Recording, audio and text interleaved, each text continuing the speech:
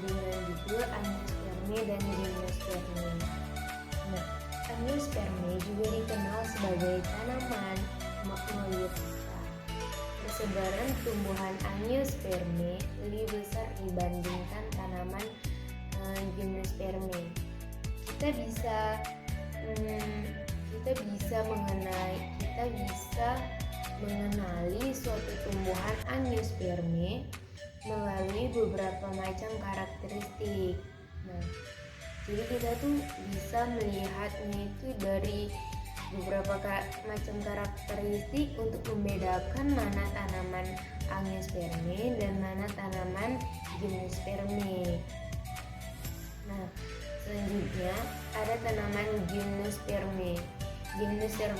Gymnospermae adalah tanaman peninggalan purba yang masih ada sampai sekarang dan ada juga yang sudah punah. Tanaman Gymnospermae ini adalah salah satu tanaman komoditi yang memiliki nilai jual yang tinggi. Nah, dari bahan yang kita bawa ini adalah salah satunya itu seperti tanaman damar, komoditi damar gitu kan.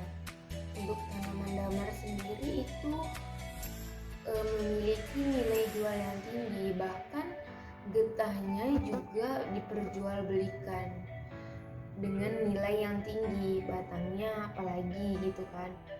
Terus ada pinus juga, kayu pinus itu juga tergolong memiliki nilai jual yang tinggi. Tapi yang selalu kita lihat itu adalah kayak tanaman melinjo. Untuk melinjo itu buahnya bisa dipergunakan untuk memasak gitu kan. Oke, selanjutnya kita akan membahas tentang spermatopita atau tumbuhan biji. Nah, tumbuhan biji terbagi menjadi dua bagian. Yang pertama itu ada tumbuhan biji terbuka, yaitu Gymnospermae, dan ada tanaman yang memiliki biji tertutup, yaitu Angiospermae. Untuk Angiospermae sendiri dibagi menjadi dua bagian. Yang pertama ada dikotil dan yang kedua ada monokotil. Nah, untuk tanaman monokotil yaitu tanaman yang memiliki biji berkeping satu dan yang dikotil memiliki biji yang berkeping dua.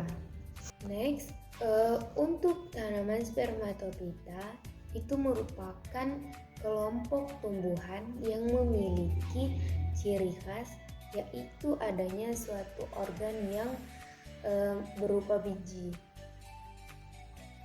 Nah, jadi yang seperti yang disebutkan tadi, untuk tanaman spermatopita itu terbagi menjadi dua bagian. Ada yang memiliki biji terbuka dan ada yang memiliki biji tertutup. Nah, baiklah, sekarang kita akan memasuki ciri-ciri pada Gymnospermae. Nah, untuk Gymnospermae itu adalah tanaman yang memiliki biji terbuka. Nah, untuk ciri-cirinya itu yang pertama adalah bakal biji tidak ditutupi daun buah. Nah, jadi bakal biji pada yang ciri-ciri pertama pada Gymnospermae itu dia memiliki bakal biji, tapi bakal bijinya itu tidak ditutupi dengan daun buah. Nah, untuk yang kedua, perdu atau pohon dengan batang keras dan berkayu. Nah, jadi pada ciri-ciri yang kedua ini, batang pada tanaman Gymnospermae atau tanaman yang memiliki biji terbuka itu dia memiliki batang yang keras dan berkayu. Nah, yang ketiga itu memiliki akar tunggang. Nah, yang keempat, daunnya kaku, pipih dan kasar. Next, yang kelima, memiliki pembuluh angkrut. Yang keenam, belum punya bunga yang sesungguhnya. Jadi kayak baiklah, yang ketujuh itu Struktur reproduksi terdapat pada kerucut. Pada ciri-ciri tanaman gimnosperme atau yang memiliki biji terbuka, yang pertama itu ciri-cirinya bakal biji tidak ditutupi daun buah. Nah, kita ambil pada contoh tanaman Genetum genemon. Selama ini yang kita makan itu bukan buahnya, melainkan bijinya. Karena pada tanaman Genetum genemon ini dia tidak memiliki kulit buah, tidak memiliki daging buah, dan ini semuanya biji. Nah, untuk yang kita pegang ini adalah bijinya. Ada Genetum genemon ini dia memiliki biji terbuka. Kenapa dibilang biji terbuka? Nah, ini yang kita pegang ini adalah bijinya. Jadi dia tidak memiliki daging buah, semuanya ini biji. Untuk ciri-ciri pada gimnosperme yang kedua itu adalah perdu atau batang. Batangnya berkayu dan keras gitu. Nah, pada tanaman gimnosperme ini rata-rata memiliki pohon-pohon yang besar. Nah, kecuali pada tanaman Cias rumpi atau pakis haji. Ada yang memiliki, nah, perdu itu dia termasuk pada kategori semak. Nah, semak itu yang termasuk, kata semak itu yang tumbuhnya tinggi sekitar lebih kurang 1-2 meter. Maka namanya sudah termasuk kategori semak. Itu yang termasuk pada kategori perdu itu pada tanaman pakis haji yang laki-laki atau pakis haji yang jantan. Nah, ini contohnya pakis haji yang jantan atau Cias rumpi. Ini tanamannya selanjutnya pada ciri-ciri yang ketiga itu memiliki daun yang pipih, kaku dan lebar. Nah, daunnya juga kilat-kilat gitu. Kita ambil contoh pada Genetum genemon atau melinjo. Meskipun dia udah layu, tapi daunnya tetap keras gitu. Jadi daunnya tuh nggak mengkerut walaupun dia udah layu. Nah, itulah salah satu ciri-ciri pada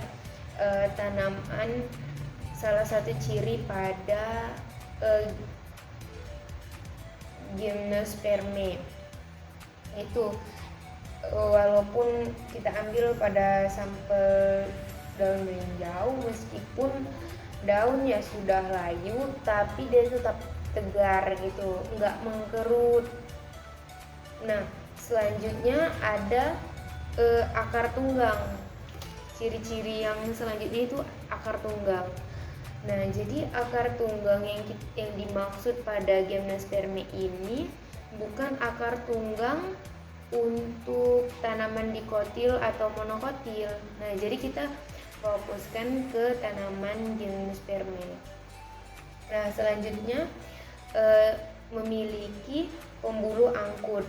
Jadi meskipun tanaman besar-besar itu, tanaman gimnosperme itu tanaman besar-besar, tetapi dia tetap memiliki xilem dan floem sebagai berkas pengangkut dari daun atau batang. Jadi pada ciri-ciri gimnosperma yang selanjutnya itu tidak memiliki bunga yang sesungguhnya. Nah, jadi pada gimnosperme ini tidak ada flos atau bunga. Yang ada hanya strobilus jantan dan strobilus betina. Kecuali pada Mangifera indica atau mangga dan Pisidium guajava atau jambu. Nah, selanjutnya ciri-cirinya yang selanjutnya itu struktur reproduksi terdapat pada kerucut runjung atau strobilus, runjung yang tersusun daun buah. Strobilus tetap punya serbuk sari karena itu sebagai sel. Nah, bedakan organ, bedakan mana organ, mana bedakan mana organ dan mana sel. Nah, untuk nama organnya itu namanya strobilus dan untuk nama selnya itu serbuk sari. Nah, baiklah, kita akan memasuki pada bagian genetum genemon atau melinjo. Nah, ini dia daun melinjo. Jika contohnya pada daun melinjo, jika terkena jika sudah layu, daunnya tetap keras, dan bahkan jika sudah layu daunnya tidak akan mengkeriput. Nah, ini dia strobilus pada tanaman pada batang melinjo. Nah, ini dia strobilusnya. Di dalam strobilus tetap memiliki serbuk sari. Nah, next selanjutnya ini ada buah pada genetum genemon. Nah, jadi seperti yang dijelaskan sebelumnya, ini adalah bijinya dan bukan buahnya. Karena pada tanaman melinjo sendiri ini tidak memiliki. Nah, karena pada buah melinjo ini sendiri tidak memiliki daun buah, kulit buah, dan ini semuanya adalah biji. Makanya yang selama ini kita anggap ini adalah buah melinjo, tapi ternyata ini itu adalah biji pada tanaman melinjo. Selanjutnya kita akan mengambil bahan Pinus merkusi. Nah, ini dia contoh pada sampel Pinus merkusi. Nah, ini dia adalah daun Pinus merkusi. Nah, bentuknya seperti jarum ya, jarum dengan yang panjang. Nah, selanjutnya ini ada buah dari Pinus merkusi. Nah, yang di sini adalah daun pelindung dan ini adalah sisik pada buah pinus. Nah, yang di sini adalah tangkai strobilus pada pinus. Nah, selanjutnya ini ada tanaman Araucaria cunggani atau damar laki-laki. Nah, tanamannya seperti ini. Selanjutnya akan kita ambil pada sampel tanaman Chihas rumpi atau pakis haji. Nah, Chihas rumpi atau pakis haji memiliki model perdu atau kategori semak. Nah, semak itu yang tumbuhnya memanjang lebih kurang sekitar 1-2 meter.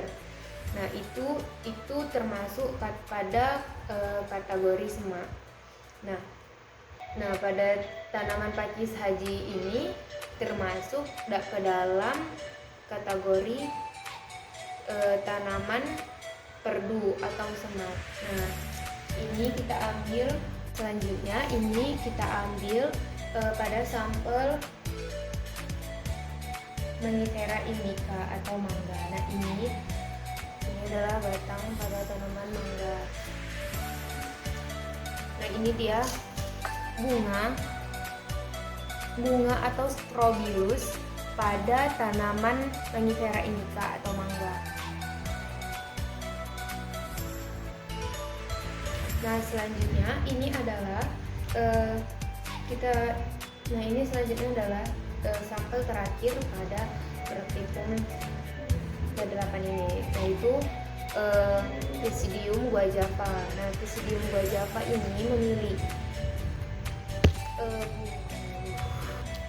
nah, ini adalah contoh sampel pada tanaman Pisidium guajava.